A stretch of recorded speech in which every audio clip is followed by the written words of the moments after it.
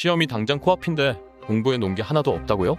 나의 정답을 교수님께 알리지 않는 이순신 공부법, 참가하는데 의의를 두는 올림픽 공부법, 이름 석자만 남기는 호랑이 가죽 공부법, 애덤 스미스 공부법이나 속담 공부법 등 우리를 위기에서 구해줄 훌륭한 벼락치기 공부법들이 존재합니다. 아 근데 위기에서 구해주는 게 아니라 위기로 빠뜨리는 건가? 안녕하세요, 연수남이에요. 현직 전문의예요. 오늘은 여러분들을 진정 위기에서 구해줄 벼락치기 공부법을 가지고 왔는데요. 벼락치기를 성공하는 원리는 간단합니다. 이 세 가지만 철저히 익히고 활용할 수 있다면 충분히 역전 시나리오도 가능한데요. 첫째로 마인드 장착, 둘째로 절대적인 시간을 확보하는 법, 셋째, 그 확보한 시간 내에서 어떤 선택과 집중을 할 것이냐, 플러스 알파로 인맥 활용법입니다.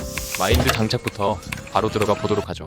마인드 장착은 딱 3개만 기억하세요. 첫째, 벼락치기로도 충분히 고득점이 가능하다는 믿음. 당연히 쉽지 않은 싸움이 될 겁니다. 평소에 공부를 해오던 친구들보다 시험을 잘 볼 확률은 낮아요. 하지만 그 확률이 없는 게 절대로 아닙니다. 저는 공대 다닐 때 개강날부터 도서관 가서 공부하던 타입이었는데요. 맨날 클럽 다니다가 전날에만 벼락치기 하는 친구에게 등수가 밀린 적이 있었어요. 즉, 하루만 공부한 사람이 평소에 공부한 사람을 이길 수 있는 시나리오가 가능하다는 얘기인데요. 이와는 별개로 적어도 목표 자체가 높게 설정되면 투자하는 시간과 집중력, 의지 자체가 달라지기 때문입니다.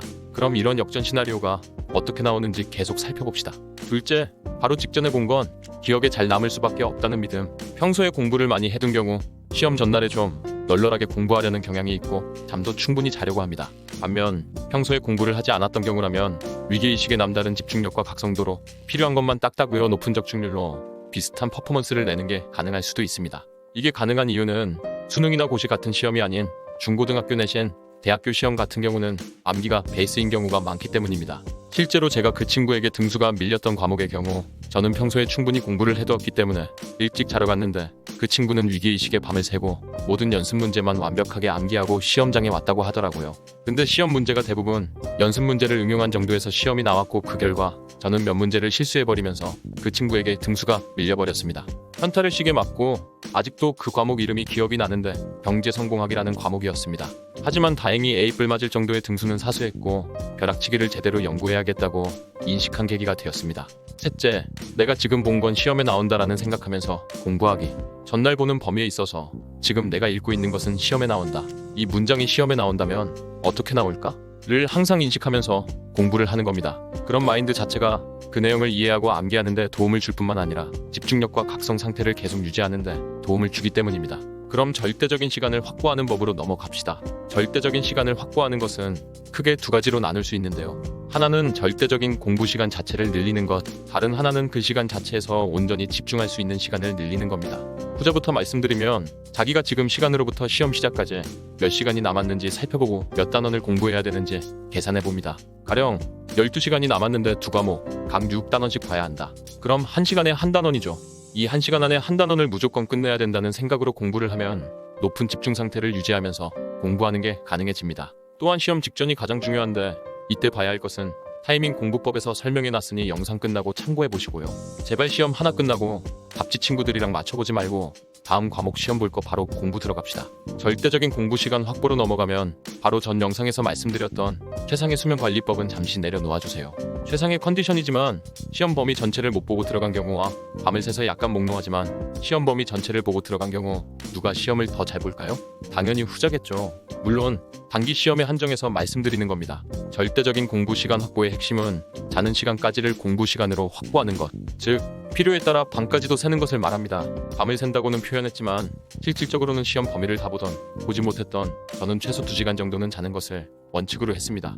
밤을 샌다는 게 말이 쉽지 엄청난 졸음과 컨디션 저하, 집중력 하강과의 싸움이거든요. 피로감과 졸음이 절정에 다다랐을 때 2시간 알람을 맞추고 새벽에 일어나 공부를 하는 전략을 택했는데요.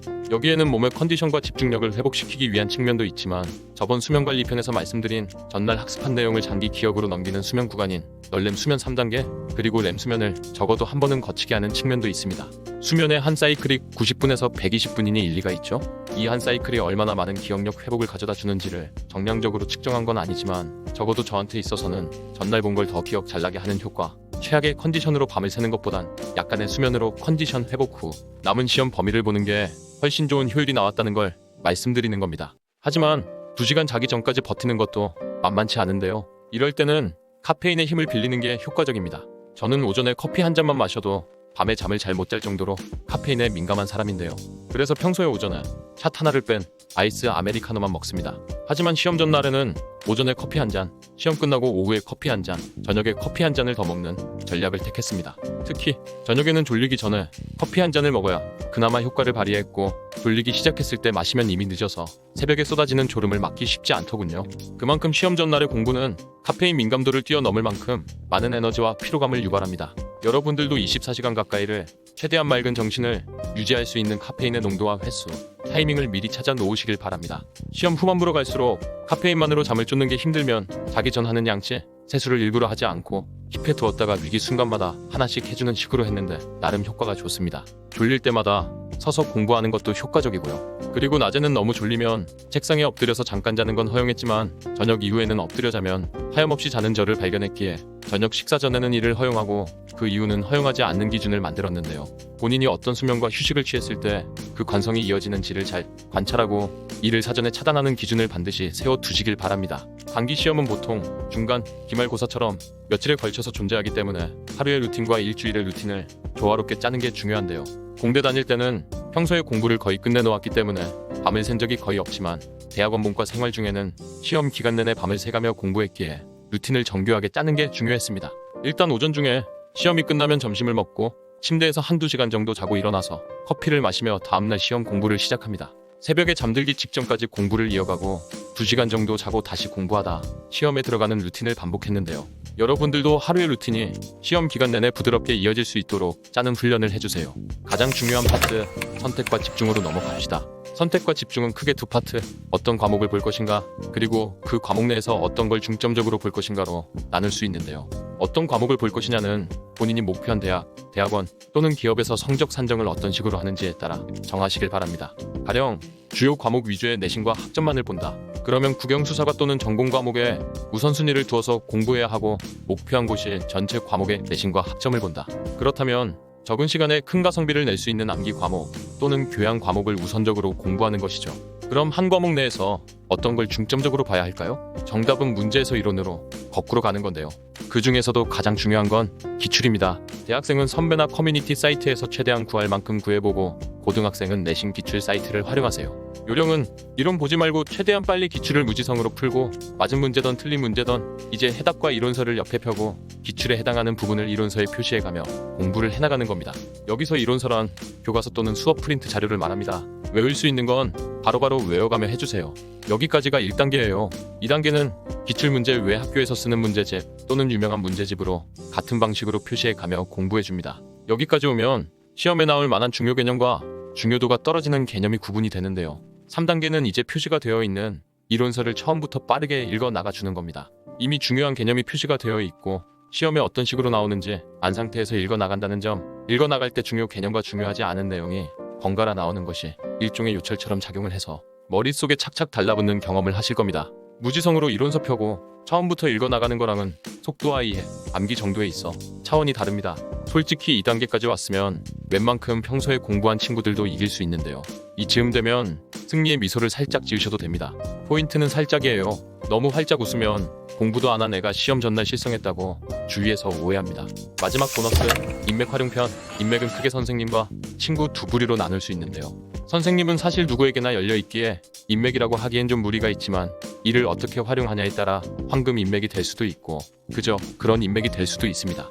선생님부터 말씀드리면 첫째로 수업, 평소에 아무리 수업을 안 들었어도 시험 2주에서 1주 직전에 하는 수업은 반드시 집중해서 들으세요. 보통 선생님들은 한 달 전부터 문제 내기 시작해서 2주 전쯤 마무리하는 경우가 많은데요. 이때 이 파트 중요하다고 말씀하시거나 대놓고 시험에 나온다고 말씀하시는 분들도 많습니다. 말씀 안 하시더라도 본인이 낸 문제가 떠올라 무의식적으로 강조하는 게 있는데 이를 캐치하는 건 조금만 신경 쓰면 어렵지 않습니다. 그리고 미리 문제를 안 내시는 선생님 또는 교수님들도 있는데 이런 경우는 시간 제약 때문에 대부분 기출을 긁어서 내는 경우가 많습니다. 그럼 제가 앞에서 말씀드린 기출 베이스 공부법이 유효하겠죠? 둘째는 질문. 시험 하루 전날보다는 3-4일 전쯤 선생님께 질문을 하면서 선생님의 반응을 살피는 겁니다. 약간 흠칫 놀라는 듯한 표정을 지으면 시험에 나올 확률이 높아지는 거니 확실히 외워주고 무표정이거나 반응이 별로면 중립유지. 친절한 선생님은 이것까지 알 필요는 없다고 말씀하시는 경우도 있는데 이 파트는 시원하게 버리고 공부하세요. 심지어 교무실로 찾아가서 질문을 하면서 선생님 자리에 꽂혀있는 문제집을 싹 다 외우고 그 문제집에 있는 문제집을 다 풀어보는 친구도 있었는데, 이건 전교 1등 공부법이니 최상위권이 목표라면 그렇게 하셔도 괜찮습니다. 참고로 저는 이렇게까지는 안 했어요. 친구로 넘어갑시다.